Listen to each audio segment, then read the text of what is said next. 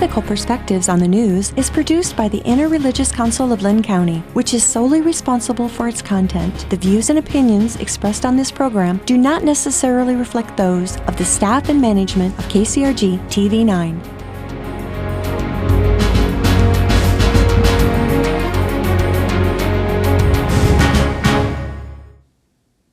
Good morning, and welcome to Ethical Perspectives on the News. I'm your moderator, Karl Cassell, President and CEO of Horizons, a family service alliance. Each year, somewhere in the world, multiple countries have had massive protests that have brought political, economic, and sometimes social change.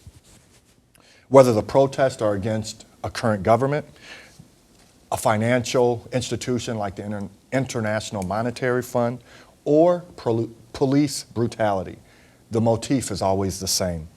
Those at the grassroots level are taking their protests to the streets, online, and recently at ball games and in silence.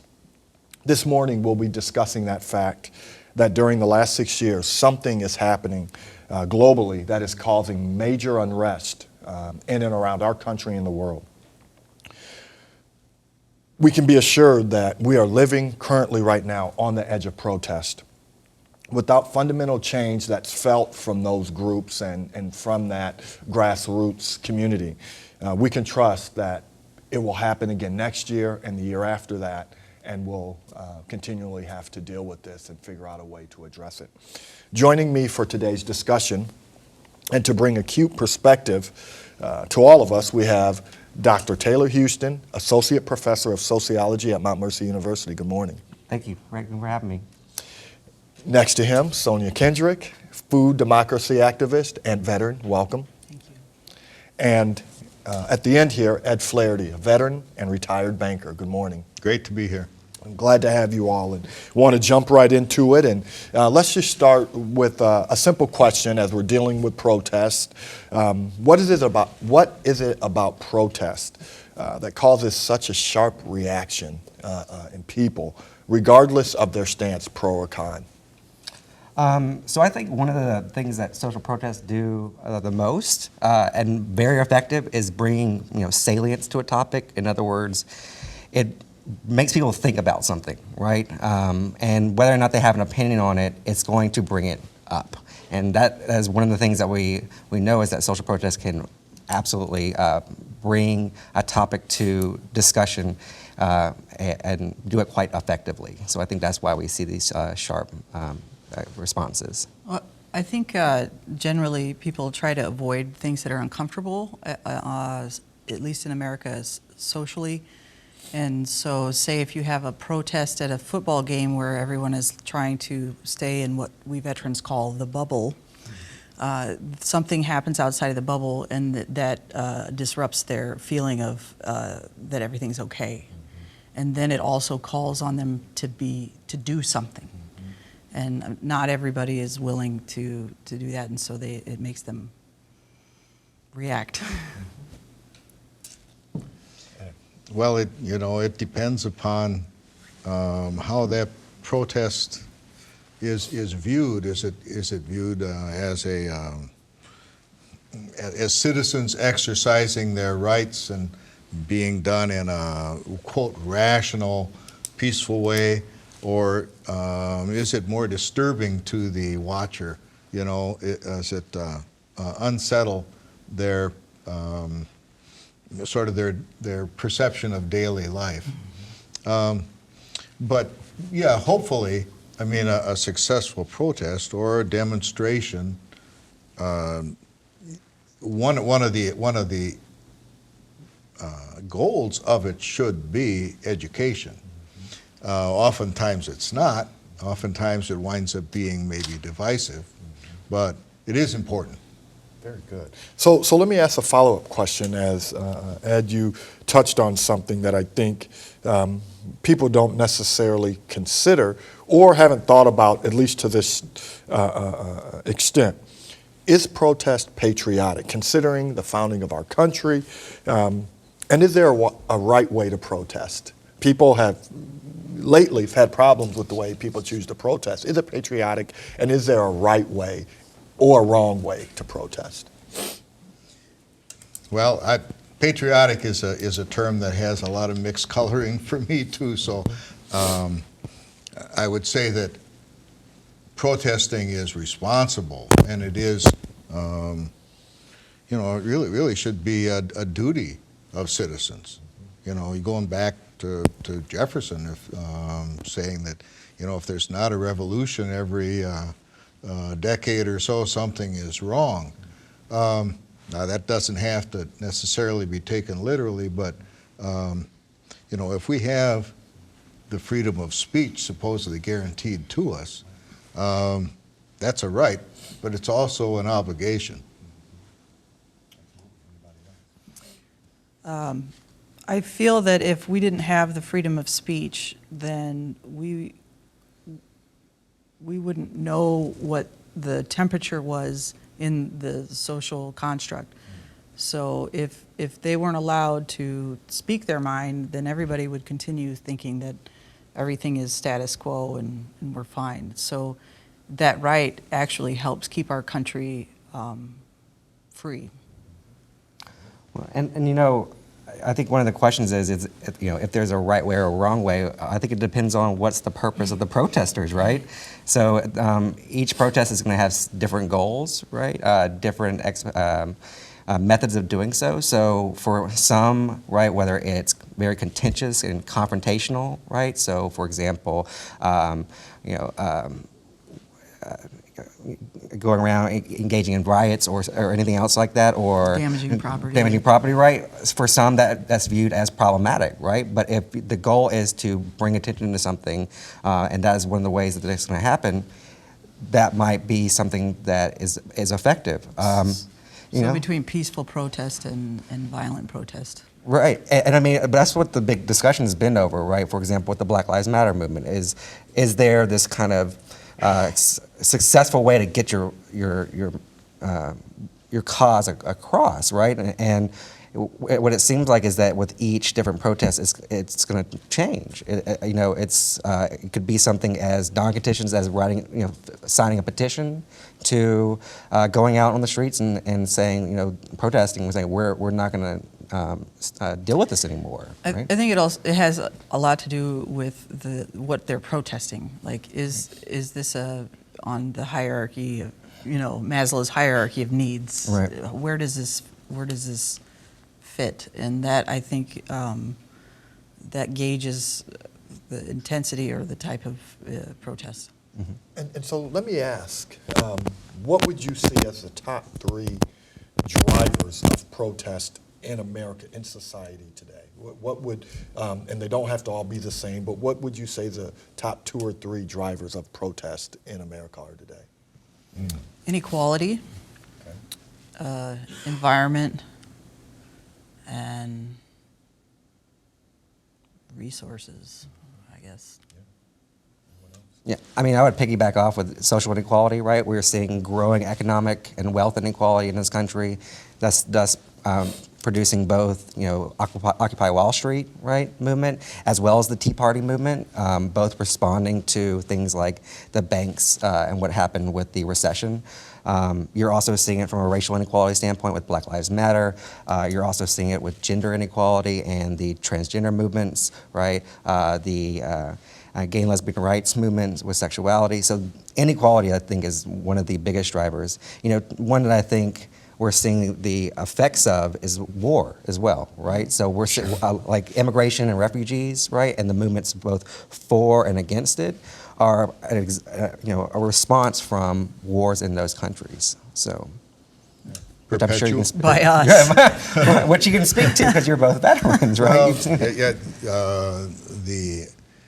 I guess what bothers me personally is, and I'd like to see more protest on it, is perpetual war. We are in a sort of a state of denial. A lot of the country is in thinking that we are not. Our role in the war that goes on all over this world. Yes. Yeah. We as Americans, I believe, do not understand our role and are confused when people hate us. And when feel defensive. Oh, we're the best. We're good guys. Right. We're not militaristic. No, we're not imperialists. But then to look at those facts, they are disturbing because they're not what you learn in 10th grade civics. Well, it's not just looking at that. It's at each of the person who is confronted with this problem has to ask themselves, what in my life is contributing to this? So it's not just like, you stop that war. You have to ask, why are you at that war? And then you have to say, oh, I have to change. So it's calling people to change. And part of, we use the word protest. Demonstration is probably another thing, another way of saying it. But in terms of why do people do it, and as I see it, in some cases it is simply a personal stand for someone to say, I'm not going to support this anymore. Right. I'm disassociating myself from this policy or action. Or it may be more focused on really changing the thought patterns of the public. Or maybe it's focused on changing a public policy or a certain politician's stand on something. But, that's probably a little bit off the topic, but there are protests and demonstrations on all sides of the political and social spectrum, and certainly the Tea Party phenomenon, the Trump phenomenon, has to be included in a discussion in terms of protest also.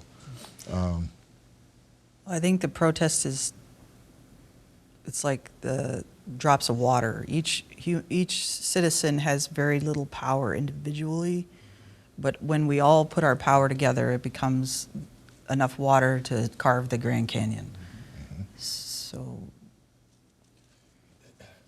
you guys mentioned some things that, as I look back, some 50 years, as we look back to the 1960s, and we consider some of the similarities today juxtaposed to those back in the 60s. Anti-war, environmental movement, civil rights versus Black Lives Matter, presidential elections then and now. Can this tell us something about our evolution as a people, yes or no?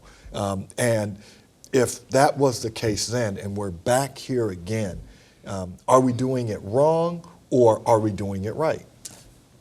I think we're doing it wrong.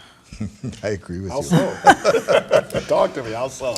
Because it's one thing to raise your voice. I worked at Hy-Vee Deli when I was little, young, and you'd have all the people come into the deli and they'd complain about stuff and they'd talk about it. Well, the next step from complaining is going out and protesting. But beyond protesting is action. So like the Native Americans that were at Standing Rock, they said they were going up to pray to confront the Dakota Access Pipeline. And what I didn't realize that the Native Americans, when they say pray, prayer is only finished in completion with action. So our protests are almost like blowing in the wind, as they blew in the wind in the 1960s, but they have to be followed with action. And these actions, we all have actions that we can take. So, I think I would take a more kind of glass half full stance, right? I think we've seen significant change from protests. Everyone looks to the civil rights movement as kind of this idealistic version of social protest, right? And that led to significant change, right? It led to getting rid of de facto segregation, right, in our country. And it changed policies, right? Like it changed certain policies and laws. I think what a lot of sociological research and other social movement literature tells us, though, is social movements are pretty good at changing policy, right, from time to time. Culturally, though, when you change attitudes and beliefs, it's much more spotty, right? So at times you can make social change, right? You can see attitudes change. You know, you can see looking just recently at the attitudes of especially my cohort and younger on attitudes about gays and lesbians, right, in this country has significantly changed from just 10 years ago, right? And so, But that wasn't a product of protest. That was a product of social stuff. Well, I mean, there's a lot of gays and lesbian activists out there arguing for their rights for numbers of years. But I think, you know, making those cultural changes are much harder, right? So you can stop people from segregating people's schools legally. Doesn't mean it's going to prevent people from moving away and trying to still segregate their kids from other kids, right? And I think that's where it's been much harder to change. Well, I think maybe we should ask Karl if he thinks that. I am the moderator, so I will ask the question. Well, I think you're the only one that it's- that knows what it's like to be a black on this panel, and if you feel like the protests that went through, maybe they did change policy, but maybe they didn't change the heart of America. And that would be my answer. Laws were changed, policies were corrected. The hearts of men, that is going to be a longer a process in which to deal with, and it doesn't stop. You can't stop. You have to maintain being diligent, being direct, and. I think the protests now, in my opinion, have brought like this ugly pus to the surface that was there, but it was just sort of concealed. So now the laws are equitable, but we still have social inequality. Right. So maybe it's just bringing a spotlight on our on the reality Yeah. of where we are. Thus, as you guys talk about the action and bringing about the change, you really can't have one without the other. And so it does. They both play a role in one bringing attention to it, calling it out, and then doing something about it afterwards. Do you want to add anything? Well, you know, the mantra of the United States is freedom. Yeah. I mean, everybody's for freedom. Everybody has maybe a different definition of it, and it seems like freedom has come to mean consumerism and ability to separate oneself from the rest of the communal body, and that's maybe a degradation of what the true meaning of freedom would be. well, if you've never seen freedom, you don't know what it looks like. That's true.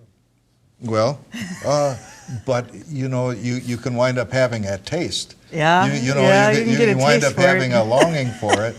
You know, you know, you mentioned the '60s, and you know, the one thing that I came out of after the Vietnam War was finally over is that, oh hell, at least the country has learned something out of this. It's not that this would have made the war worthwhile. Right. That wasn't my thought, but that we certainly have learned something from this.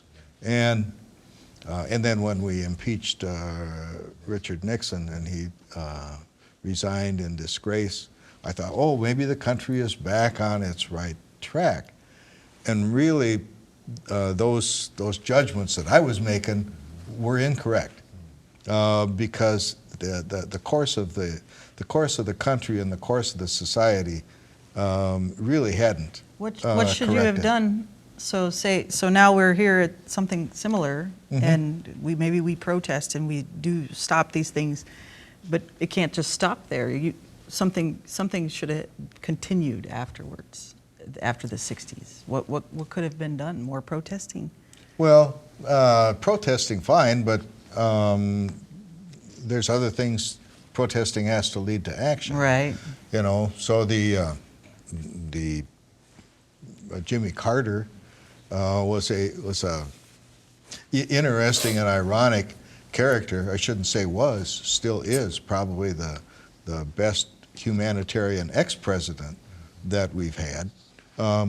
But you know, he was all for alternative energy, but he also really got us into Mideast quagmires that we were having a hard time getting out of. Yeah. One of the Andrew Bosovich is a retired colonel and a military historian, but one of the things he said that was interesting is that prior to 1980, there were almost zero U.S. Service people that had been killed in the Middle East. Since 1980s, almost all of U.S. Military personnel who have died died in the Middle East. And, of course, oil.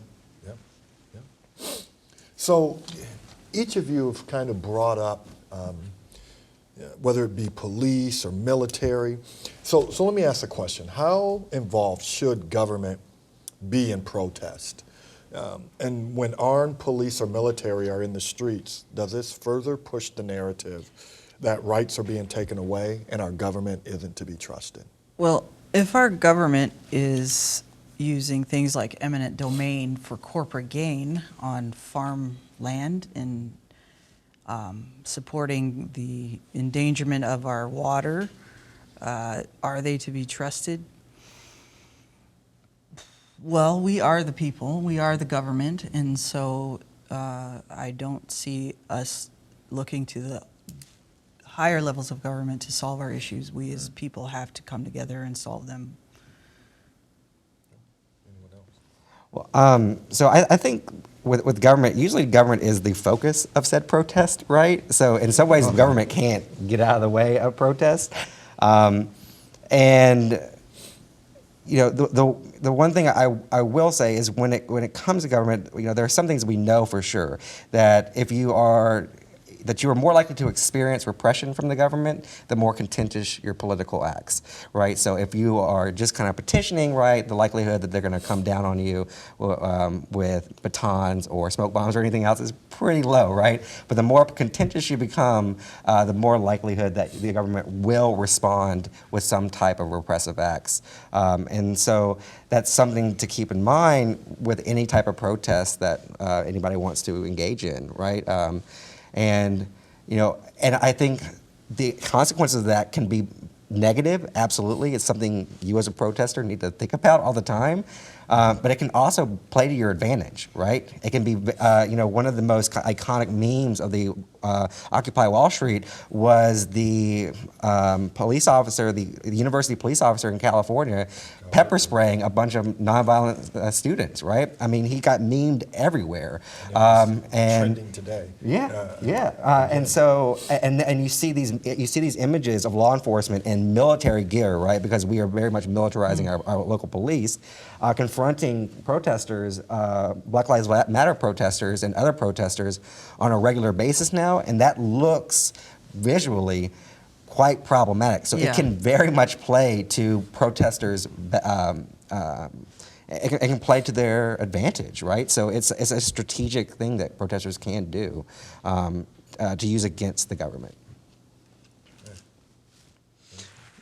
Well, I mean, I think back to 2003 when the largest demonstrations around the world prior in February 15th of 2003, there were millions and millions of people out on the street in every continent of the world saying, you know, don't go to war in Iraq, you know, and a cynic could say, well, that had absolutely no effect. And, you know, you don't even have to be cynical to say that. You could just say it from the point of view of, so, I mean, when we're talking about protest, you're still talking about power and the allocation of power. And, you know, if we're truly a democracy and where the power rests with the people, then, I mean, yeah, but then those protests should be, find a resonant chord within the halls of government. But we're not that. No, it's your story. Let me ask a quick question, because we only got about 5 minutes left. you bring up the war, you've brought up Black Lives Matter, you brought up the Standing Rock protest. Is the media giving appropriate airtime to all the protests or just those with racial implications?